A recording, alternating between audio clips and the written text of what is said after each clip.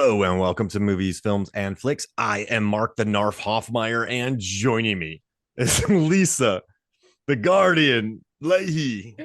Yes, let me flex my left side. No, right side. I got the wrong side. I like Mark the Narf. That was great. I didn't expect that at all. Here's the deal, y'all. If you are expecting a lady in the water kind of hate episode, this is you've turned in for the wrong episode. You really have. We both like this. Now, here's the thing, though. I understand why people do not enjoy this movie. I understand. I don't.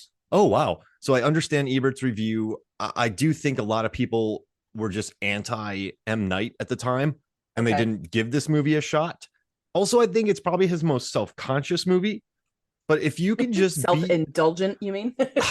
See, well, I want to talk about that, but I think for me, the thing that doesn't work is the self-consciousness of this. But I think if you're able just to become a baby and watch this with a child mind, curl up on the couch with milk in your mustache, and a thumb in your mouth, and just lay on the couch and watch this movie and just live in the world. This is not our world. Like Ted Lasso does not take place in our world. It takes place in Ted Lasso. Wait, what is it? Led Tasso land. I like when he gets mean. I've never seen it. I don't know. So it's like, well, it's so optimistic. It's just not on this planet. Clearly not for me then. If you just watch this movie and go, okay, this is an M. Night land. This is an M. Night Philly. This is not our world. People do not behave like this, but they behave like this in M. Night's world. M. Night's Philly. Also, if all these worlds are combined, Lisa, M. Night's world is terrifying. There's Narfs. Oh yeah. There's Scrunts. There's glass people. There's titanium people. There's Tartutics, isn't that what Tartutics? There's beasts. There's ghosts. Dead people. Like there's and Philly gets the devil attacking it, even though he didn't direct it, but that's part of his story. Like, I like his universe. I do too. I'm a Shyamalan fan. I really am. And listen, I love how earnest. Like, listen, whenever M. Night steps up and makes a movie, dude swings. Yes, dude swings. Yes. And the earnestness, his tone. He's an auteur. I think you just got to get on board with his films. And I understand why some people don't. I really do. But for me, I like that he tells a story about Narfs. Mm-hmm. I like that he made that the happening. I just I love that he, you know what, this is a guy who not lost everything. He still had a lot of money. He almost lost everything. But then he comes really back like a phoenix. Yep. With The Visit. Yes, which is great. Loved that movie. Laughed myself silly in that movie. And now he's making movies with funding his own movies and making bank. So it's I'm so happy to be talking about this. You recommended this. Why did you recommend this story? Because the story. The story. I see what you did there. I didn't even mean to. I love that. Like people will say, oh, people don't often say this, but when it occasionally comes up, and like people say, "What's your favorite Shyamalan film?" My brain glitches for a minute because Lady in the Water is really up there for me. You recently put a post out there and you're like, where does Lady in the Water rank with everyone in Shyamalan films? And people are like, well, it's kind of just above the ones everybody hates. And for me, this is on par with Sixth Sense. Ooh. I adore this movie. Adore. This is so in my wheelhouse. I love this fairy tale stuff. I love this idea of worlds just beyond our perception. And, you just have to be in the right place, right time when that tear through the realism comes through. I love this stuff. Absolutely adore it. So this is right up my alley. If you can just get on board with it and hope it's not the train from Unbreakable, it'll be a wonderful ride. Yeah. Right. And I was reading. So I'm going to read all those answers I got on Facebook at the end. I'm glad you reminded me of that. Yeah, make sure. I want to hear this because I want to hear just how many people think I'm crazy. I learned why Unbreakable is my favorite of his films. Mm-hmm. It's a good movie. I read a really interesting article, and it was by the Hollywood Reporter. It was an interview about his career, and M. Night said, "There's always a balancing act for me between art and entertainment, which I equally love." So I went, well, maybe Unbreakable was too much art and not enough entertainment. And in my heart, I feel that I was probably leaning 60-40 into the art world. And he goes, but I take it seriously that we're entertainers. That's our job. The art form isn't paint and a canvas. It's not a book and a pen. It costs a lot of money to do this art form. And when you decide to take that money, no matter how much that is, you are making a commitment to the audience.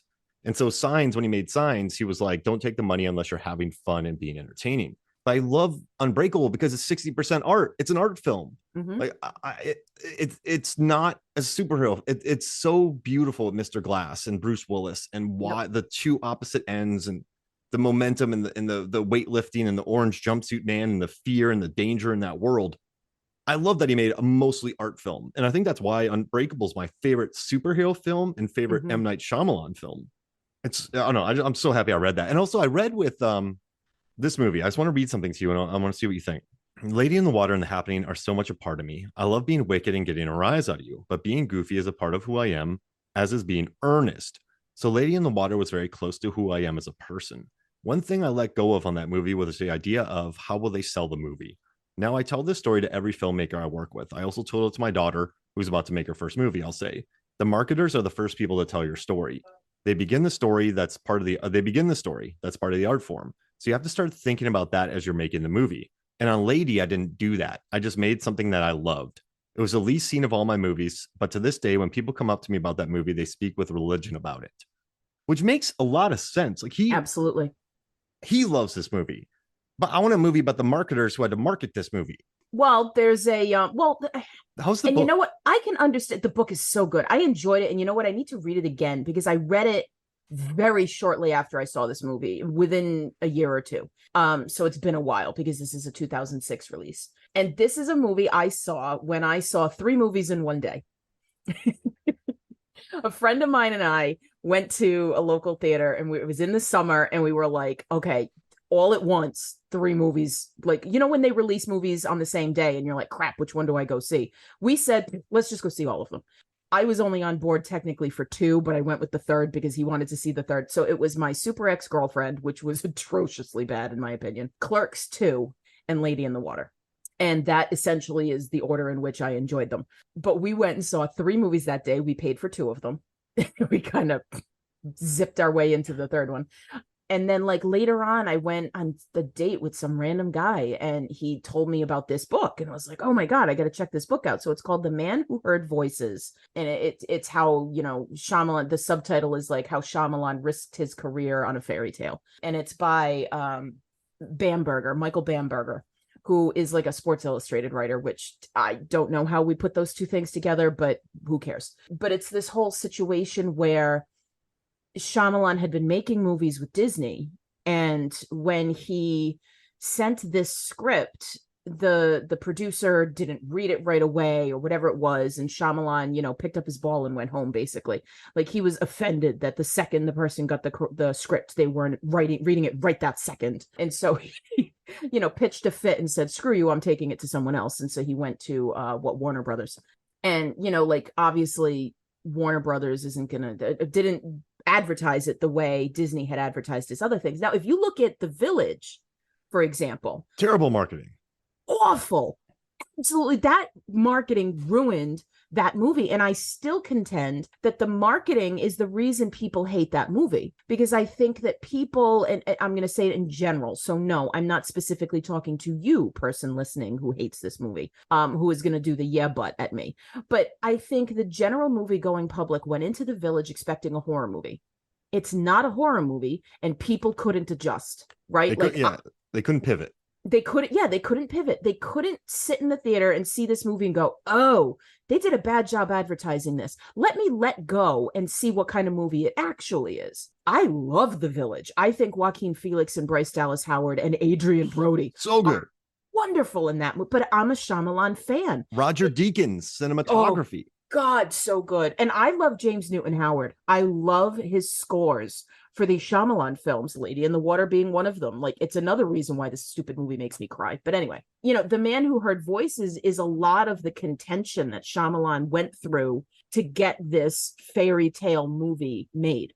And a lot of people who didn't like The Village but stuck around for Lady in the Water, this broke a lot of people on Shyamalan, because heads up, there is no twist. Like, this is the guy who makes movies with twists, and this one doesn't have one. And apparently people think that's why other people don't like it. I don't know. I'm interested to hear from you why people don't like this film, because I just think it's such a wonder. And maybe it's because I like fiction so much. My tattoo says allergic to reality, compelled by fiction. So the idea that some Eastern, bedtime story turns out to be true is like, ugh, I love it.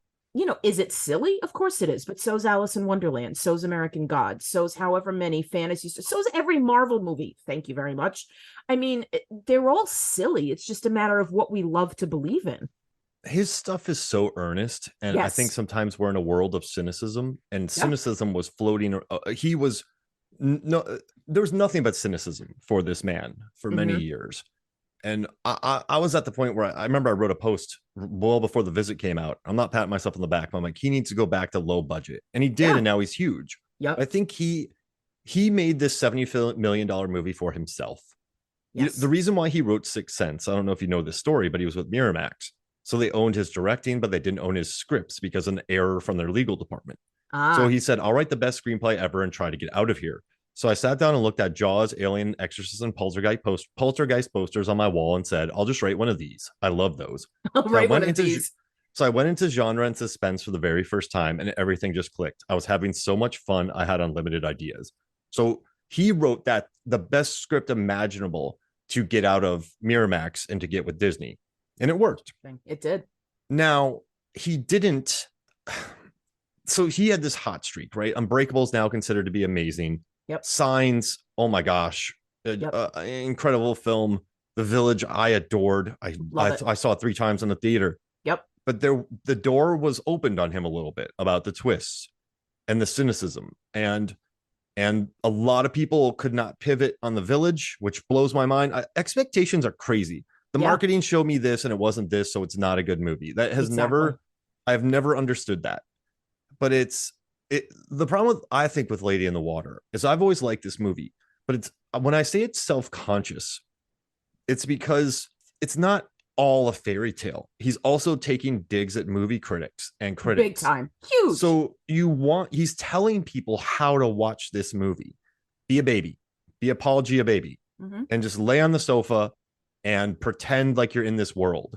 Now, when he does that wrecks the mystique of the world. When Bob Balaban, who's wonderful in this movie, is talking about what this is as a movie and what this is as a plot, and like people hate the story, people want to kill the story.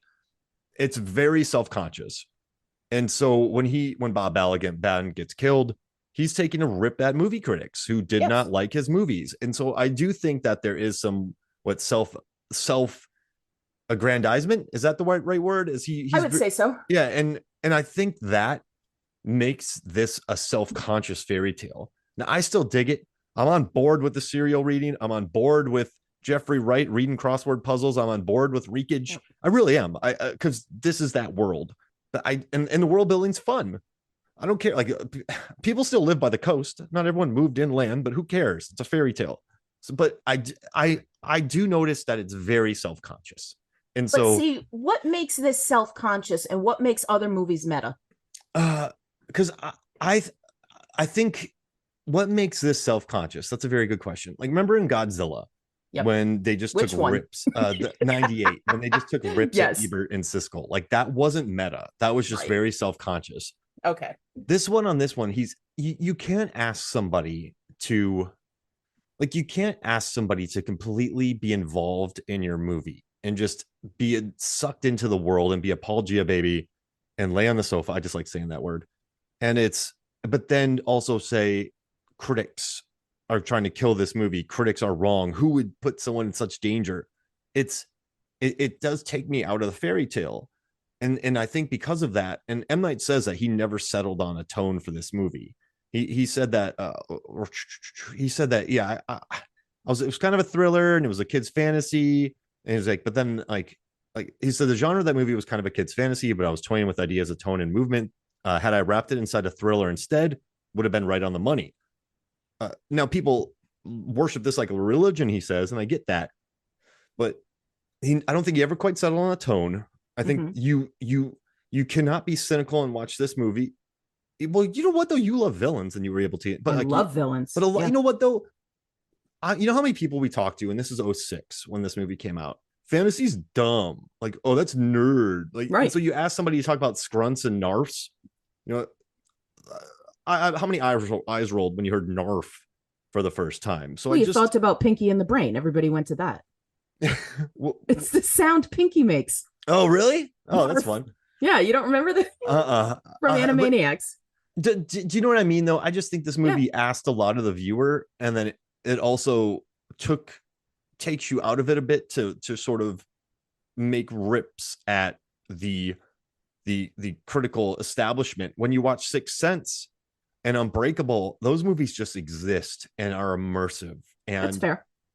So I don't think this movie is balanced as well as the others, and I feel a little bit of self-consciousness. And also blank check movies, like look at Damien Chazelle and Balaban. Look at Silence. I like those movies, but who's gonna Silence was like 100 mil. Yeah. You're not gonna recoup that money, Lisa. Like, it's an awesome movie, but you're not gonna recoup that money. Not coming back.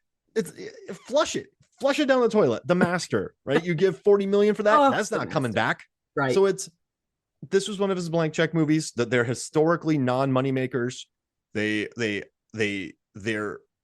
the reason they're made is because they're earned. Like there was that Noah's Ark movie with Steve Carell, Evan Almighty. Oh my God, that's right. Yes. Blank check movie.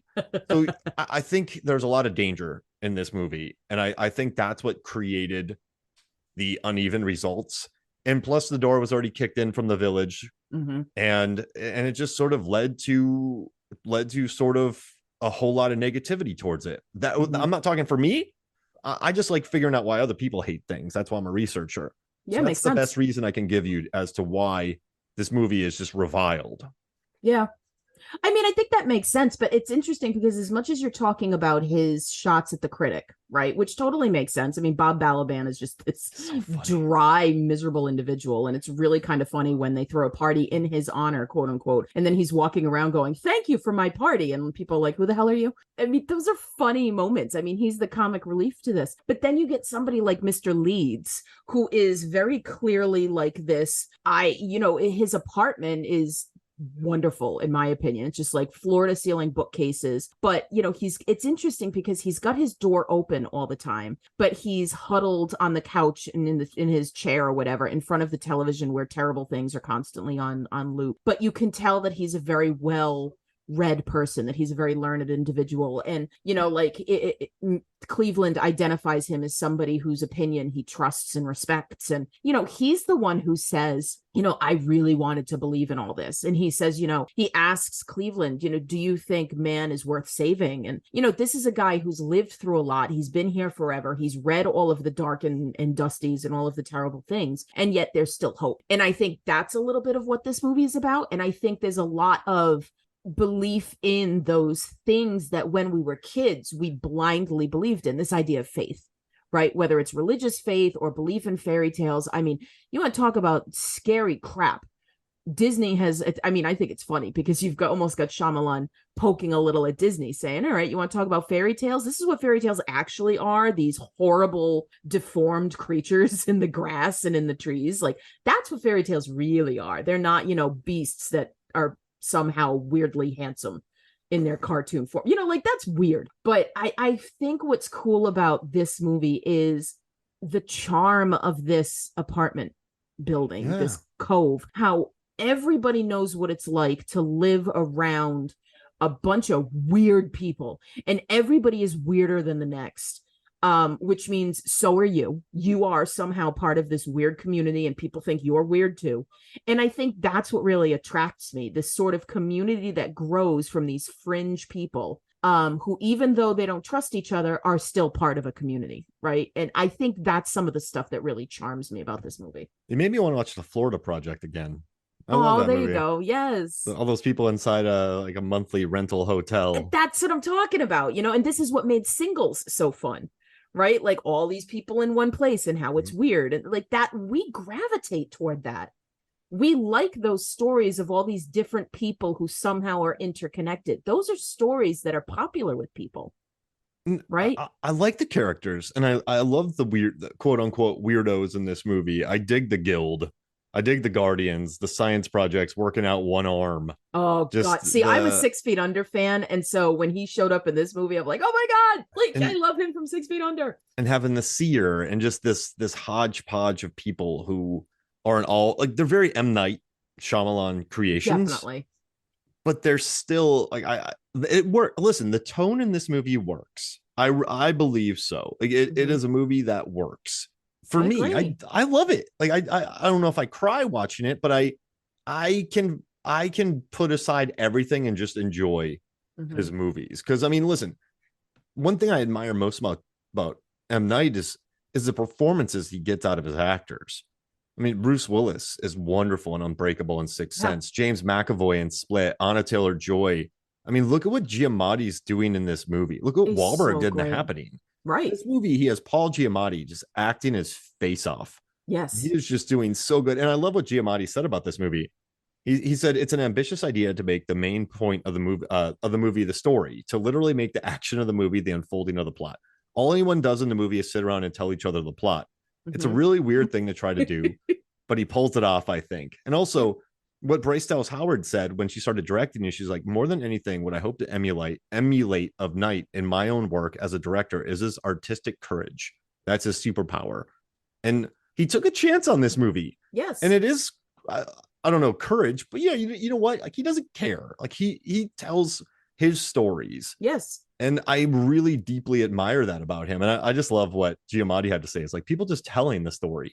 But why not? Why not try something new? Over and over again. And I mean, that wonderful connection between young Soon and her mother. You know, I mean, they're hilarious.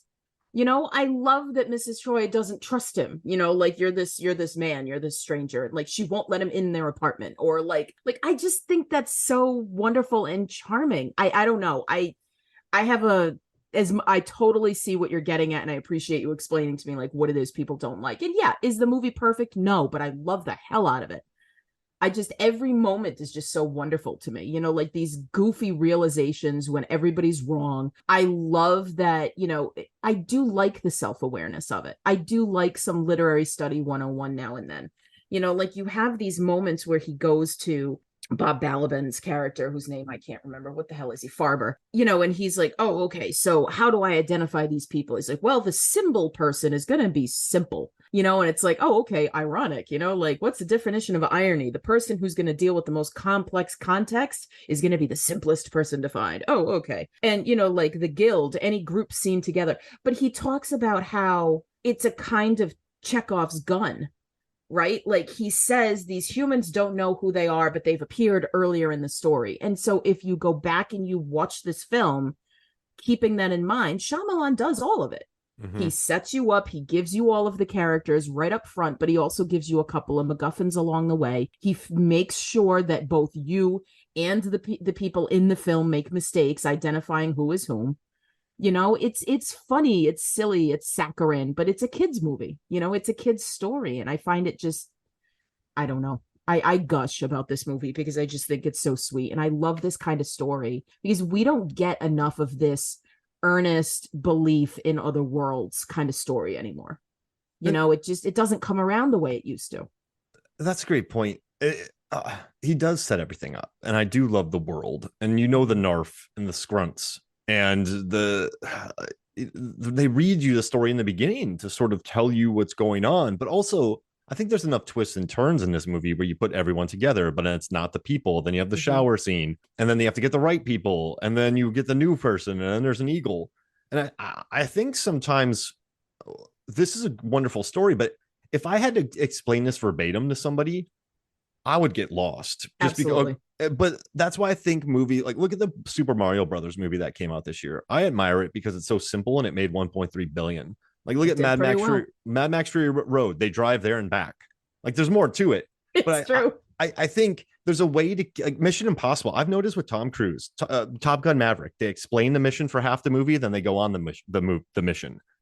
So I just think that there are movies that the wildly successful movies nowadays, maybe sans Barbie, because that one has some themes to it. But I haven't seen it yet.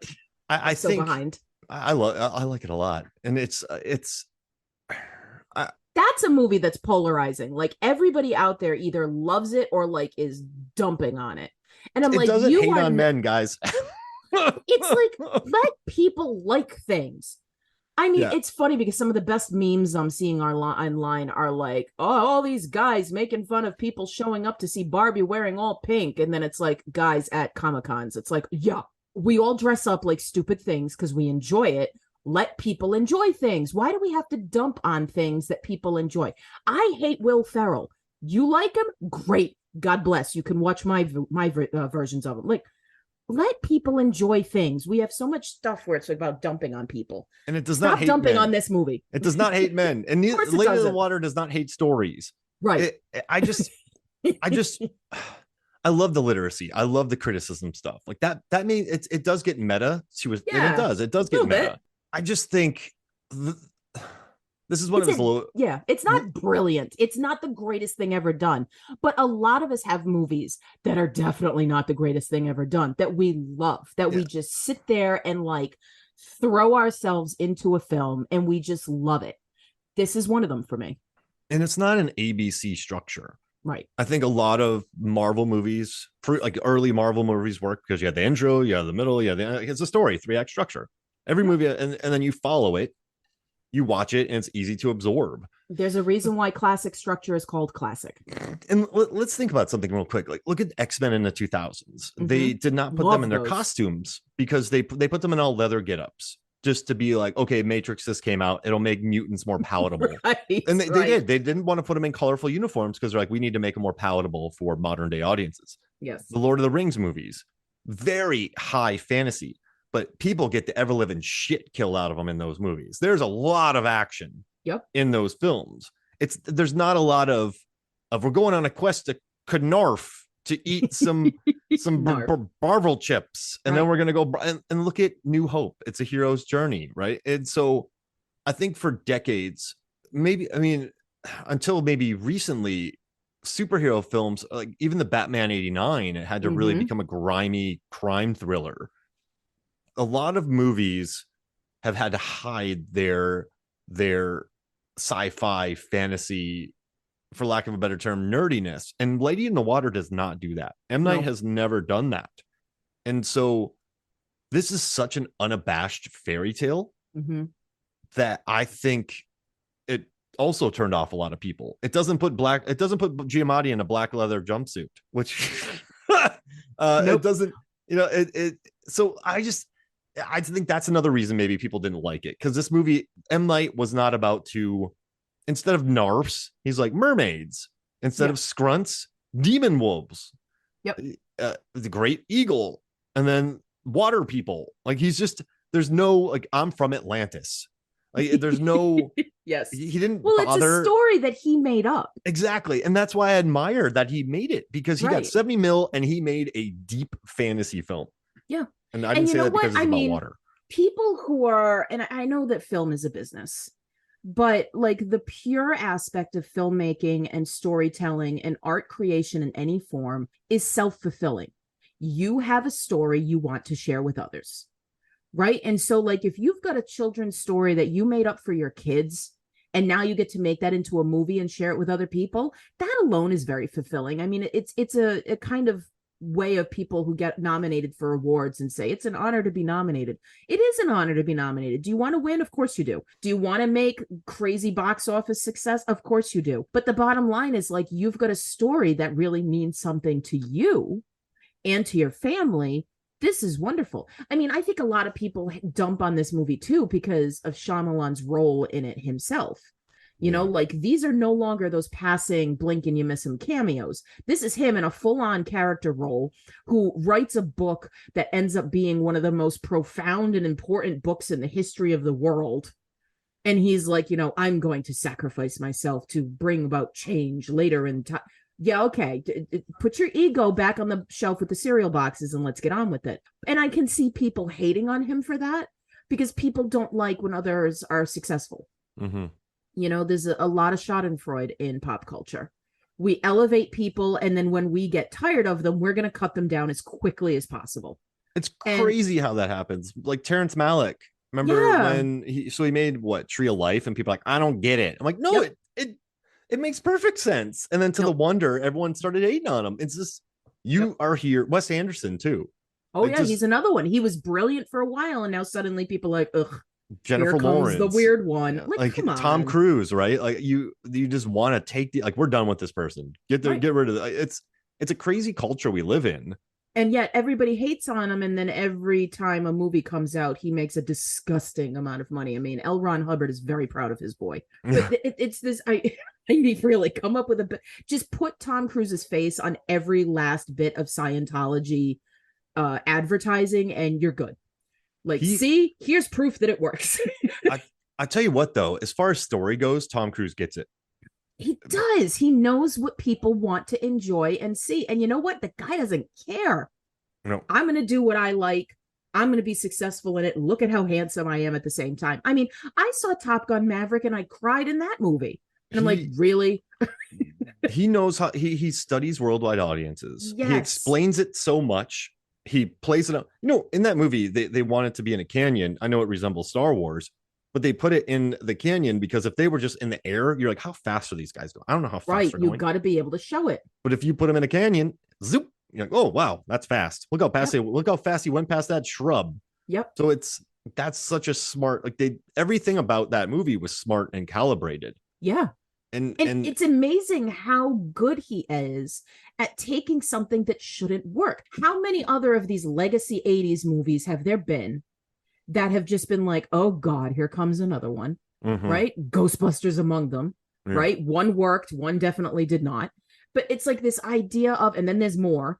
And then he comes out with Top Gun Maverick after a bunch of these has failed. And he goes, you know what? Mine's going to work. And he's right. And now because people look at Top Gun Maverick, there's more coming of these movies. You know, it's something that he does. He's on his 7th Mission Impossible movie. We all continue to go see them. The guy knows what he's doing. Let him do his thing.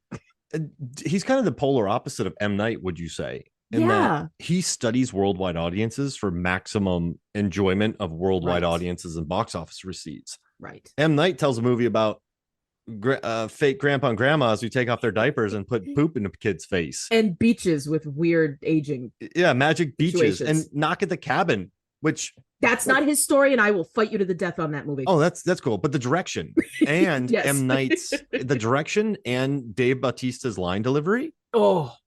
such a good movie. He's so good in that role. So good. Oscar nomination good. But he should be. I would love for Paul Tremblay to get a nod on that. That man is a great writer. Love him. He does not. He does not.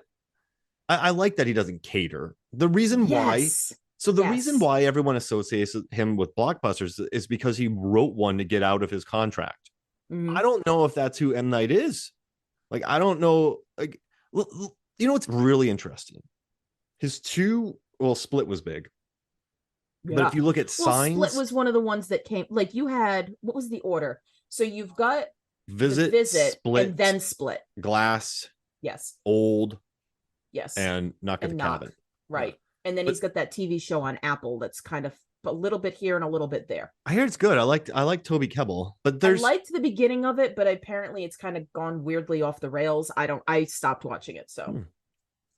His 2 most popular movies, though, Sixth Sense and Signs, came after, like, he needed to get out of his contract, so he wrote Sixth Sense. So he wrote a really big mainstream thing. And then after Unbreakable, he realized he was there for the audience, so he wrote a very mainstream movie called Signs. And those are his 2 biggest movies, but those are when he's kind of...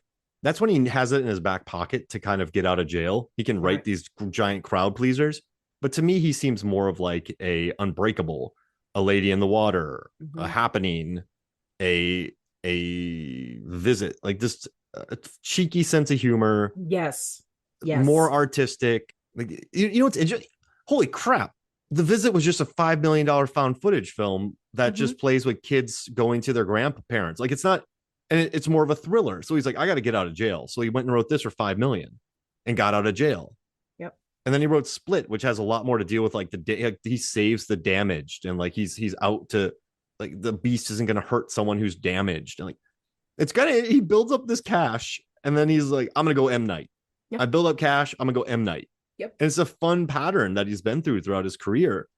But I mean, the one thing I do admire, and I'm just going to say it again, and we got to talk about Giamatti as Cleveland Heap. I mean, Yeah, we this have to guy, actually talk about this movie at some yeah, point too. I'm with you. I mean, this guy carries the movie. Oh, very much. He does. He carries the movie, You and love him. You cannot help but love him in this movie. he's just such like I don't know. I love it, and like I think just when he's in situations where people are like he's hearing God through a crossword puzzle, Yes. and he's acting like a baby, or he has his stutter, or Yep. he's talking to Story when she's in the shower. Mm-hmm. Yeah, like he's just that like this is his movie. It was pretty cool that he got to headline a $70 million film Mm-hmm. and do that. And maybe you can tell what actors do it. Like Mark Wahlberg did Happening because he got to play a science teacher. He's like, I'll Right. never ever be able to play a science teacher again. It's So I'm going so to do this. right. And here he was headlining a $70 million film.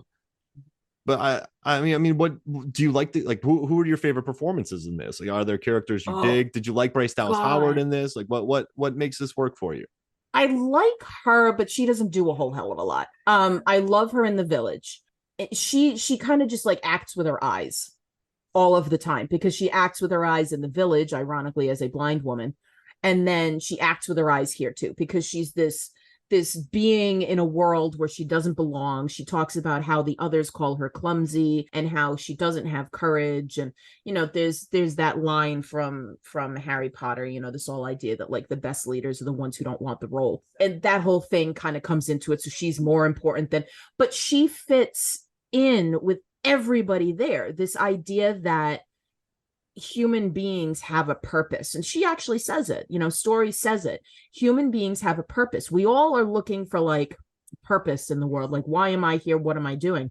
And this concept of we have impact on everybody no matter how small, right? So I don't know, I like her, but it doesn't hinge on her. It definitely hinges on Giamatti. And he's this, at first we dismiss him too, right? He's this bumbling building superintendent. He's given a stutter, which is something else that people dismiss, right? Like we take people who stutter and we dismiss them as being ineloquent. They kind of get into their own shell. When frankly, when I stutter, it's because my brain is going faster than my mouth can keep up. And I've spoken with people who have stutters and I've expressed that to them and they go, that kind of feels right. I had a student who had a stutter and he had so much courage because he would get up and he would tell his stuff and we would wait because we knew he had something important to say. But people who have stutters, especially as kids, are quieted because people don't have the patience to wait for what they have to say. People are always waiting for their turn to talk. Mm-hmm.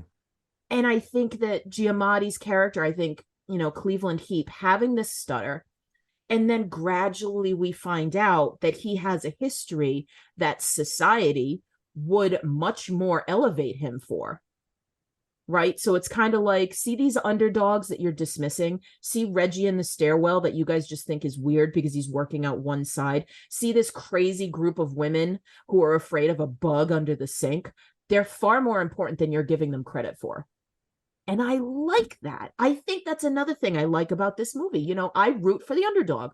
Everybody loves Rocky. This is, and yes, I am. I'm comparing Lady in the Water to Rocky. You can hate me all you want and yell at your speakers all you want. But the idea of these are people who are dismissed by society. And guess what? They're the ones who are going to make a difference in this world. Is it the world as a whole? No. But most of the differences that we make every day aren't. I don't know. Maybe I'm too Pollyanna about the whole thing, but I like this stuff. You're gonna make me cry. It's a great point. I'm telling you. And I mean, it is an underdog story, and the people who Yeah. come together to help save the day, it's cool too. It's an international community. It's Yes. everyone working together to help, a story be told that can help the world. And it's not in the wealthiest penthouses. It's not in suburbia. It's in a apartment complex that has great pool parties. Right. It's a bunch of potheads. Who's it's a more bunch dismissed than potheads? It's potheads. It's people who do crossword puzzles. It's people who are isolated in their home. It's sisters who are afraid of bugs. Yeah. It's a guy with writer's block. It's a yeah, I dig it. And you know what, too? This is a very singular film. I mean, every film has some differences, but when you look at so many different movies, they all blend in together. So many movies blend in together, and this is such a singular experience. And yeah, no, I love what you said about the sisters and like the potheads. Like they aren't even the guild; they just help. Like potheads are like, hey, reekage. Well, I don't care. We'll come help. Yeah, but we don't know how to put batteries in walkie talkies. But there's I guess too, I like what M. Night's saying. Like there's more to people than what you see from them in their lives. And also too, this is about importance of creating art. How many people out there don't put their art out there? Like the fear, or I need it to be perfect. Like, art will never be perfect. It's like analysis, like paralysis by analysis. Like put your art out there. And because somebody is going to love it. Exactly. It won't change the world. Like I've long accepted that my dumb data, Lisa, will not change the world. But if I can make someone laugh for a couple minutes during the day, that's all I need. Like that's all I want is for you to have a nice distraction in your day and be like, this guy's an idiot. I like him. And so it's like create art, help other people create art, and don't write off people who you think would be the initial group of like seers or any of that. And I like how first he thinks it's just a group of potheads, but it's not. How first he thinks it's an adult, but it's a kid. It's there's meaning in the mundane. Yeah, meaning in the mundane. Like this idea of we all spent our days reading the cereal boxes too, when we were kids, well, before cell phones and stuff. But we all read the cereal boxes. I mean, how many times have you been sitting in the bathroom and you need a little reading material? How many of us have read the back of that air freshener can? Or the shampoo. You've all done it. We've done this. We've read the back of the shaving cream can. We've read the back of the toothpaste tube because, well, I just need to pass the time. Before cell phones, this is what we did. And this is what's so charming. I mean, you're laughing because I'm right. They needed the shampoo bottle. They're like, oh, I need something to read in there. And they're like, oh, it's a new shampoo bottle. And they are like a dishwasher. What was the movie where they needed something to read and they took like the dishwashing? God. You know what I'm talking about? I can see it. I can't come up with what it is though. I need something to read, and they just take something in there to go look through it. Because somebody said, well, you know what we can do with this scene? And everybody went, oh my God, I do that too. That's what it is. It's the mundane. It's the stupid, silly things that we do that we think nobody else does. Lo and behold, we all do it. I love that. This idea where I have 2 degrees in English. This is what I do for a living. I find meaning where there's none. And you know why? It's fun. I enjoy that. I like looking for signs in the world and, people who are religious, people who are spiritual, people who are, like, what is the word? Good Lord. Atheist. I couldn't come up with atheist. I was thinking anarchist. I'm like, no, that's not quite it. Them too. Like everybody has some sort of symbology. Everybody has some sort of sign. Everybody has some kind of meaning because nobody wants to be, useless. Everybody thinks they're alone in the world. Right? Everybody also thinks that everyone is staring at them when they go into public. And no, because they're all worried about their own stuff. Like these are those wonderful realizations where we find out we're more similar than we think. I'm getting all on my soapbox here, but I don't know. I like this story. That's why the hatred of this movie is annoying because a lot of people didn't even bother watching it. Like I guarantee you people just didn't watch it or try to watch it or just automatically hated it. Yeah. But that happens though. Remember like Wonder Woman 1984? A lot of people hate it, but a lot of people are watching it going like, this doesn't even make sense. I'm like, yeah, it makes a lot of sense. Like if you just watch it, it makes sense. Yeah. So I think people were just so ready to hate this movie and not like it because of how it's a little full of itself. It's a little it's a lot full of itself, but so's Mother. Yeah. Like there's a lot of pretentious movies out there, but it doesn't mean they're bad movies. There's a lot of pretentious directors and writers and, politicians, and we still hang on everybody's word. Just because you don't like this one, go find a different pretentious person you do like. And there's plenty of them. And it's just something different that was put out there in the world. And I don't know. I guess audience members aren't great at new things, are they? They're not. And yeah, this is there's a lot of explaining in this movie, which works fine for me, but I do think this is why it's a blank check movie. Because it is. He got to do what he wanted. And I talked to Joey Lewandowski of the Too Fast, Too Forever podcast. Mm-hmm. And he read the book as well. And I was like, hey, give me a clip like synopsis of it. And basically what he said was the book was M. Night thought everything he was doing was working. Everybody on set was like, this is working. And then it happened and it didn't all come together. Right. Do you think that's fair? I think it's very fair. I also think it fits right in with what this movie is. You know, and this is why you talked about it being self-conscious, self-aware, meta, take all of these different films. I think what's so interesting about this is M. Night Shyamalan is a narratologist. He's somebody who loves studying and writing and embedding himself in stories, both literally and figuratively, right? Like in this is a story about storytelling. This is a story about a woman named Story. It's almost self-conscious to the point of it being exhausting, which a lot of people are exhausted by it. But you've got Chekhov's gun in 14 different ways in this movie because you're shown all of the information right up front. And I do like that he's poking at the viewer because his movies have those clues. The foreshadowing is there. It's you watch The Sixth Sense the first time, and then when you go back, you go, oh, I see this. Oh, I see that. Oh, I see the doorknob. Like all those things. And we revere him for it. But then when he points it out up front here, we revile him. And it's odd. Like, I think people just got tired and then the bright and shiny wore off. And because he very deliberately didn't give them a trick ending, they were pissed. It's just... People can't get over that. No. No. And I do. One thing that kind of hurts me about this movie is it cost $70 million to make. This does not look like a $70 million movie in 2006. So I'm wondering where the budget went because the set. Yeah, maybe the set, but also he didn't pay his actors. Yeah. There are a lot of very low, not caliber, but like, Giamatti got $1 million for it. Yeah, I mean, like worker. These are a lot of just stage or coming up actors. And I think, does his budget come from he's so meticulous that the days are so long that they stretch into probably? So if a director wasn't everything's meticulous, all the line readings are meticulous in these movies. So that means it takes longer. Yep. So maybe it's 70 million because too many takes, too many, Yeah. So as instead of a 40-day shoot, you're doing an 80-day shoot, which means you need to pay for your entire set and warehouse and electricity and food for an extra 40 days. Right. So I guess that makes sense. But this is a big 70 million for this. I don't know. Yeah.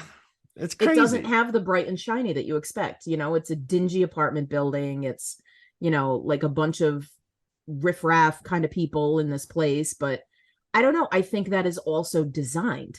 I like that though. I like that. I like that I like how he breathes oxygen. He gets some air when he's in the pool. I like the trinket she took and he uses to get air from that. I like the very Little Mermaid. Very much. I think people don't like that. They're like, oh, I see what you did there. You stole this from somebody else. Yeah, we all do that. Get over it. Yeah. Like people who, I think it's a very slippery slope to complain about how movies are similar to other movies because every movie is similar to another movie. Yes. And I think people are very selective. Yeah. When they compare a movie to another movie. Also, I think comparing movies to another movie isn't the best form. Sometimes it's because what if someone hasn't watched those movies you're comparing it to? That's true. Like, it's kind of tough. So like with The Little Mermaid, forbidden romance, like with that. And like this doesn't have a core romance either, this movie. No, it doesn't. I like that. Yeah, no, the I do suggestion too. of it. I like that they keep putting that in there. Like, how many different times is it? Oh crap, she's too young. Oh God, she's just wearing a shirt. Why don't I know character names today? And like Anna too. Remember Anna? Like they don't try to pair her up with Cleveland. No, they like no. I like that. Just yeah. I mean, she whispers to Vic about Mr. Heap's a player. Like these wonderful lines, and I love this because he could be a creep. He's the superintendent of a building and, he's this older single guy. Well, he's not even that old. I mean, he can't be more than 40 something in this movie, character. Yeah. But he's got the Philly, and he also has the mileage that his body's gone through with all of what he's gone through. Right. And just, his Philly miles. His Philly miles. I like that. That's a hashtag right there. Sorry, Philly. this idea of, everyday people who are dismissed on the street. There is no romance. Doesn't have to be. The fairy tale isn't about that. The fairy tale is about getting her back to where she needs to be before she's devoured by this grass monster. It's really all it is. Yeah. Yeah. And what's interesting? It's a very high level, not high level. What's the word? Yeah. High level breakdown. It's a very high concept movie that is not at all. Yes. So it's just a mermaid has to get a message to somebody and get home. Yeah. But it's not. So I think he's the king of that, though. Like, you have a superhero origin story, or you have a ghost story, but then he takes like high concept ideas and does not make them high concept at all. And just like regular people. But see, this is, when he first came out, remember everyone carried on about he was like a new modern day Hitchcock. After one movie. Well, he leaned into that too. You watch Signs, right? Like, you think of that scene where the thing is in the closet in the pantry, and like Mel Gibson is using the butcher knife reflection to kind of see it and not really see it. And, people looked at his cameos and went, well, that's very Hitchcockian. And yeah, great. And so then you get a guy who leans into it and people condemn him for it. Well, what are you going to do then? The guy can't win. He fought it for a long time. Of course he did. And then he went Shyamalan, not Hitchcock. And then he went, you know what? No, I'm going to embrace it. And now he's crushing it. Exactly. And, it got to a point in his career when the trailer for Devil came out, when his name came out, produced by, not directed by, and people laughed in the theater. Right. The theater laughed, because Devil's wonderful. I love Devil. So good. And people are like, oh, the toast scene, that's so stupid. Like, no, it's good. It makes sense. Who cares? But he did it to himself a little bit, but he also came back. I don't know. Give me more of these movies. But that's just it. Like, I will continue seeing these films. Did I skip a couple? Yes, because they weren't for me. Yeah, like After Earth and whatever. I wasn't into After Earth. I wasn't into Last Airbender. My condolences to the Last Airbender anime world who got a live action thing that ended up being crap. It wasn't for me. But then The Visit comes along and I go, oh, this is for me. I'm back. Let me try this. And it's wonderful. So I went in with Split. And then I was two people. I'm so old. Two people in the theater at the end of Split with the post-credit scene that went, eek. Like, I remember turning and smacking my brother on the arm, and he was like, what? He had no idea who the guy in the diner was. And I was like, are you kidding me? I'm so old. Like, those moments are fun. Those moments are for people who love film, who love, stories and that kind of stuff. And I like, what I like about M. Night Shyamalan? Here we go. This is the kicker right here. The man doesn't make sequels. He makes standalone films. And he says, I'm on to the next one. I like that, because you can hate this film, that film, but then love this one and that other one. And I think that's cool. You have a guy who wants to try things in a business that is all about reproduction of the last successful thing. Even with Glass, he could have gone the sequel route with gigantic battles, but then he didn't even do it. Yeah, he just trolled people. Yeah, and I wasn't even crazy about that movie. So there you go. I just disproved my own thing because I forgot about that. No, but you know what, though? Even when he makes a sequel, he doesn't do what people want. It's almost a self-destructive thing that he has. He's like, listen, I am making a film in the heyday of superhero films. It ends up making almost 300 mil, and I am not going to do what you want. Right? He's very stubborn. Yeah. I guess I dig that. I mean, why not? It's been fun watching his career. I think I've had a fun adventure with his career, and I dig it. But this movie, though, is always, I've never disliked this film. I have never disliked Lady in the Water. I've always had fond memories of it. But I love a good fairy tale. I love this kind of thing. And I mean, I am myself like a bit of a contradiction, because I will complain about movies that are referential. I will complain about movies that, borrow from others and did it better and whatever. Fine. There's something about this film, like, because I don't like retellings, right? So I haven't seen a lot of those Snow White, darker versions. And I don't like that Disney is remaking their classic animation films as real Shot for shot. Yeah, that kind of stuff doesn't work for me. Although I loved The Jungle Book. I thought The Jungle Book was wonderful. When Beauty and the Beast came out, I saw Belko Experiment, and I've seen that movie 3 times since, and I still haven't seen the Beauty and the Beast live action. But it's a gnarly movie. I mean, I'm sure it's fine. It's not for me. But this movie, for whatever reason, scratches the itch of fantasy in real life. Whereas I think those movies they are fantasy in fantasy life. I like the ones that will blur the lines a bit. So a little bit of like magical realism, correct? Like a Hellboy. That. Yes. Or an like Encanto, or I mean, I like magical realism too. Yeah, I find that stuff fun. But I think there's something to somebody in the film world who makes their own stories and is a name that people recognize. So to give you an example, right, we talk about the Marvel universe, but you're not necessarily calling out individual directors. Yeah, Peyton Reed crushed Ant-Man 2. You're not. You're talking about a collective as opposed to an auteur, right? Like, we know Spielberg, we know Coppola, we know there aren't a ton of directors, I think, whose name becomes the draw, the way actors typically do, the way a particular universe does, the way a franchise does, right? Like, you say Tom Cruise, you know what you're going to get regardless of what the movie is.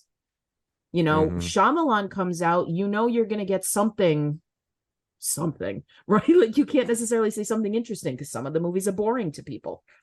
But I think there's, the new Wes Anderson film, the new, Malick film, like you were Jordan talking Peele. about. Yes, like, these are people who are making their career on doing what they do, and they become the draw. And I think that's really something unique in the film industry today. Yeah, you're not a brand. You're not, you're your own IP. Yes. I think A24 has done a good job at that. But, you make an A24 movie. I don't know how many people are talking about like Trey Schultz. Like, right. I don't know how many people are talking about Oz Perkins. They're like, oh, the latest A24 picture. Yes. Yeah.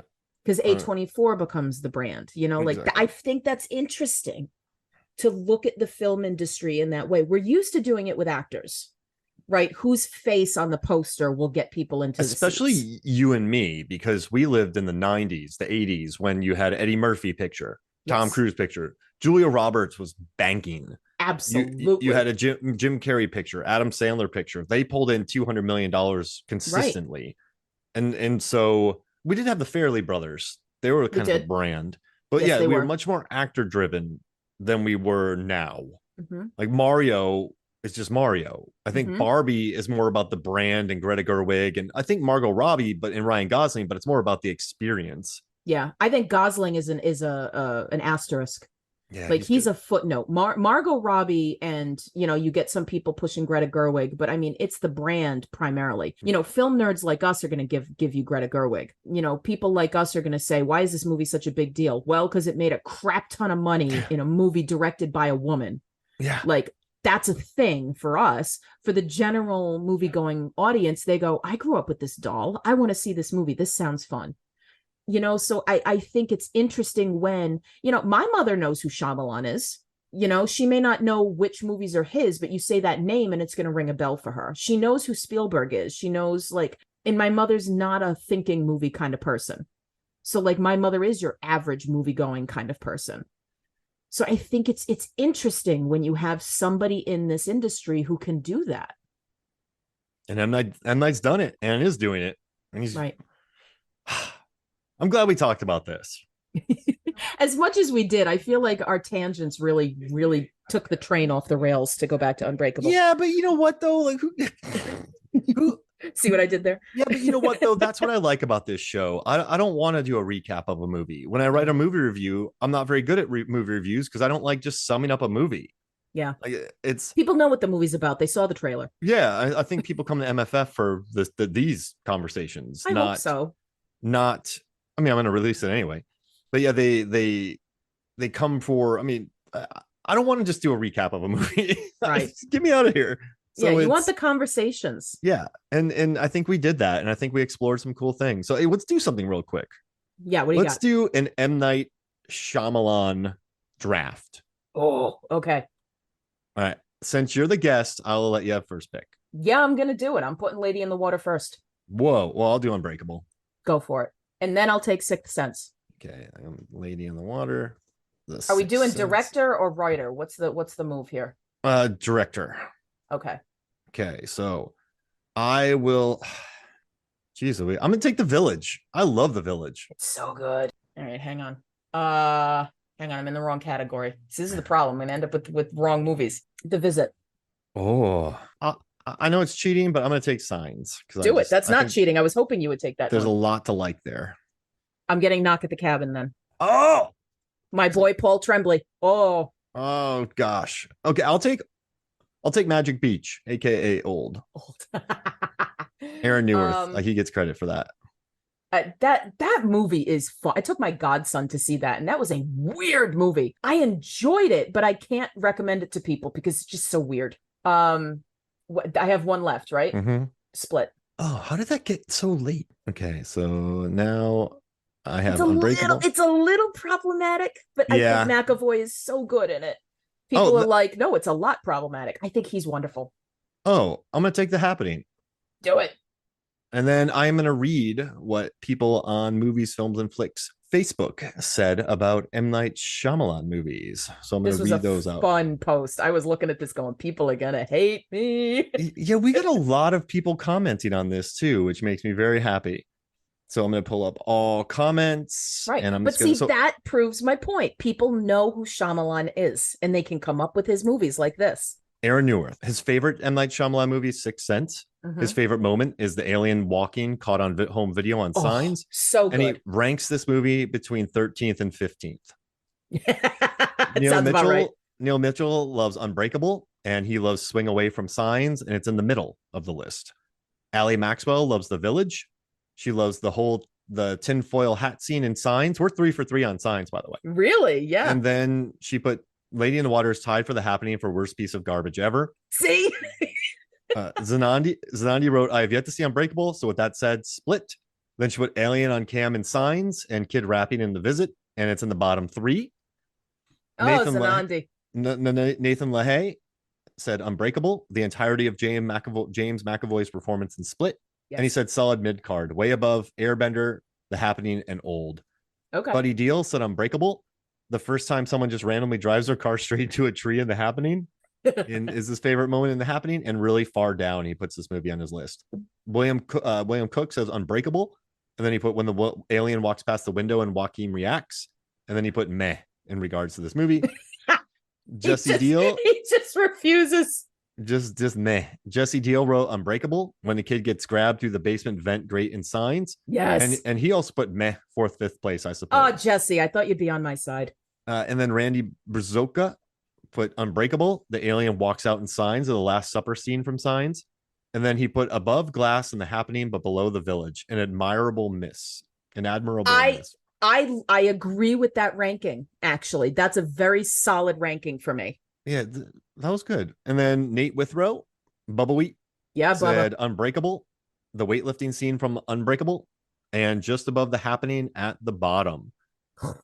And then I got Joey. I'm going to pull up his real quick. He sent me a message on Twitter, so I got to read his stuff. Absolutely. Joey Lewandowski of Too Fast, Too Forever. He said that it's The Sixth Sense. And then he put the reveal in Unbreakable. And then he said above only The Happening, but I really want to like Lady in the Water. And I even read the book about the making of. And and he put, I really need to revisit a lot of his. No pun intended on the visit. Yeah. And then he put, wait, no, I like Lady in the Water more than After Earth as well. So good. Yeah. It's not quite the bottom. Yeah. So that was fun. I got a lot of answers on that. And I enjoyed that. So that was cool. Hopefully not all of these people lose their voices screaming at the speakers when I gush about this movie, but I hope so. But see, here's the thing. I like this episode because we're not just giving it blind. We give it a lot of praise, but we also talked about why people didn't like it. We understand what there's not to like about it. Yep. So I think when you can understand a movie, understand its flaws, but you still admire it, that's totally fine. Right. Sometimes this blind love of people, you're like, why? Like, right. You don't question people like this. I like explaining it, and we did that. and I guess we're both teachers and we have English degrees and we like to See, read. That's what this is. And we're also wired to want to explore people's ideas about things. Like you can love what I have a friend who is all about comedies, and he's constantly telling me, he's like, oh, this is supposed to be great. And every time I tell him, like, I have absolutely no doubt it's not for me though. Yeah. For whatever reason, I am not somebody who looks for comedies. It's not my wheelhouse. Amy Poehler in her book, Yes, Please, had a comment where she talked about where she finally learned how to say, that's awesome for you, but it's not for me. And I think that's what film critics need to be. I think that's what our community needs to revel in. And I try to as much as I can, like not, oh my God, how have you not seen this movie? It's more like, oh my God, you get to see this movie for the first time. How cool is that? Make sure you tell me what you think. Yeah, and I just wish more people looked at movies in context. Yeah. As opposed to taking in their personal feelings into it. But whatever. But I mean, everybody's going to put their personal feeling into it. And just because somebody doesn't like something doesn't mean a movie is bad, because there are atrocious movies out there that we love. I tend to put Brain Scan on my MFF squads because I love that movie and it is awful. And I don't care. I'm a horror fan. I like bad movies. But yeah, some movies transcend bad and become beautiful. Become ridiculous. I don't know. I think it's fun. If we all liked the same thing, life would be really boring. Very boring. But yeah, you can like your own thing. It's totally cool because there's billions of us on the planet. And for me to be the arbiter of good taste is very narcissistic. And I'm not that. I still need somebody to explain to me why Prometheus isn't awful, because I don't get it. I want to do that episode. Oh, I have to watch it again. You're going to make me watch it again. Actually, that could be interesting, Mark, because every episode I've done with you has been a movie I loved. I like Prometheus, but I understand the flaws of it. But I think it's beautiful to look at. And after it was done, Megan and I went to, I don't know why, but we went to this place and we got margaritas and the guy kept giving us free Grand Marnier floaters. Ooh. And we just got pretty drunk talking about Prometheus for a couple hours. I don't do that with movies. So win, lose, or draw, or hate or dislike, it's a movie that got me talking about it for 2 hours. Yep. So that's why I appreciate it. And that was a movie before I gave up trailers. And so when I go back to that trailer, I get excited to see the movie. Even though I've seen the movie and I hate the movie, I watch the trailer and go, damn it, this is going to be a good movie. Oh, wait, I've already seen it and I hate it. I don't understand why people like it. I guess I've signed my own death warrant on this one. Listen, I don't want you doing anything you don't want. Like you dreading to do an episode. Okay, cool. It'll be fun to talk about, and maybe you'll change my mind, or maybe I'll continue to hate it the way I do some other films. So. I mean, maybe you'll just be a person who deals with monsters and just walk up to a monster and go, "Hey, sweet snake, how you doing, little snake?" God, that movie! My husband now, when we were dating, came with my brother and me to see this movie, and that abortion scene, I'm like, he's never gonna go out with me again. He was appalled by that scene in that movie. And I want to say I don't think the scene where Charlize Theron gets smushed is fair. I don't even remember that scene. Because there's a scene where she runs in a straight line and gets smashed when she could have just run to the side. But here's the thing. It's Game of Thrones. Zigzag, zigzag. I have watched I've like, at bars and like I've watched so many altercations where people just freeze or like don't think in the situation. And like, yes, it's one thing to walk up to a dangerous animal and get murdered. It's another to be like, I would have run to the side. No, you would have pooped yourself. Yes. So, all right, we'll save this for Prometheus. Thank you for listening to our podcast on both Lady in the Water and Prometheus. Where can people find you? People can find me in the Rabbit Hole Podcasts Network. You can catch me on Between the Scares, in which Jason Soto and I are working our way through everything Jason Blum and Blumhouse Productions have put out into the world. Thankfully, we are firmly into the horror stuff. You can also catch me on Pictures and Conversations, which is a Rabbit Hole podcast book club. We release on the 20th of every month. Last month, we talked about Neil Gaiman's American Gods, which I was super excited to talk about with people. Because again, fantasy in the world of reality. Wonderful. And how you just catch it. And our next episode is The Book Eaters, which is a novel by Sunyi Dean. So that'll be coming out September 20th. And I hope you listen and check it out. Love it. All right. Well, hey, thank you so much for joining me. Oh, thank you for having me. It's always a blast chatting with you. All right. So for Mark, the Narf Hoffmeyer, and for Lisa, the Guardian Leahy, this is Movies, Films, and Flicks. We'll see you next week.